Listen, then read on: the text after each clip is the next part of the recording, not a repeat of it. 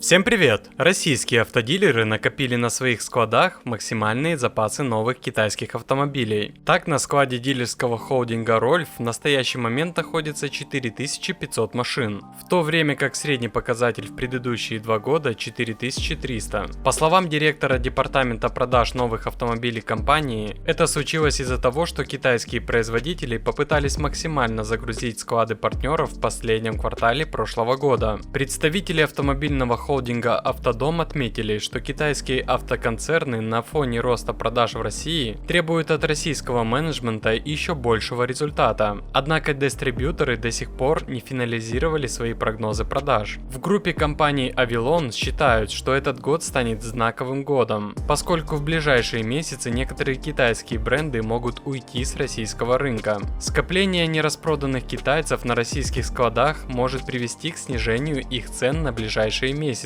Поставки автомобилей из Китая за рубеж по итогам прошлого года составили 5 миллионов единиц. Таким образом, Китай впервые стал самым крупным экспортером автомобилей в мире и обогнал в этой категории Японию. За год экспорт машин из Китая увеличился на 58%. Одновременно в Министерстве промышленности Китая отметили, что производство автомобилей в стране выросло на 12%. Россия стала крупнейшим потребителем автомобилей китайского производства. За прошлый год она поглотила 800 тысяч единиц. Ну а если вы планируете купить новый автомобиль, то самый выгодный способ – это зайти на autospot.ru. Ведь только тут собраны все предложения на автомобили от официальных дилеров, причем указываются и скидки. Возьмем для примера китайские автомобили. Тут встречаются скидки от 50 до 100 тысяч рублей на покупку за наличные. Если в вашем городе таких скидок нет, посмотрите, к примеру, Питер. Там прям предложения очень хороши. И так по каждой марке и модели. Остается лишь выбрать машину и оставить заявку для бронирования. Заходите на Автоспот, ссылка в описании.